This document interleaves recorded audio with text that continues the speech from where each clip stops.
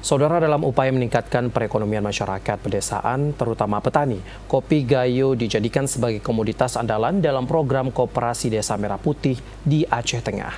Ya, wilayah Aceh Tengah memiliki sekitar 81.000 hektar lahan kopi, mampu menghasilkan hingga 2 ton per hektar setiap tahunnya dengan jenis Arabica dan Robusta.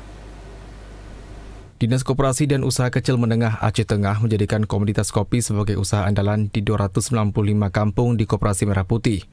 Wilayah Aceh Tengah memiliki sekitar 81.000 hektar lahan kopi, mampu menghasilkan hingga 2 ton per hektar setiap tahunnya.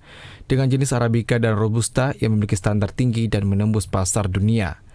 Kepala Dinas Koperasi dan UKM Aceh Tengah, Mawardi Munte menjelaskan, dengan kualitas dan cita rasa yang khas, kopi Gayo memiliki potensi ekspor tinggi serta permintaan pasar yang terus meningkat. Dengan keberadaan Kopdes Merah Putih diharapkan mampu memperkuat Kementerian Ekonomi Desa dengan menjadikan sebagai motor penggerak pembangunan berbasis potensi lokal. Kabupaten Aceh Tengah, saya rasa salah satu program unggulan yang nanti harus dilakukan oleh Koperasi Desa Merah Putih, yaitu di sektor pertanian dan perkebunan, diibaratkan seperti kopi.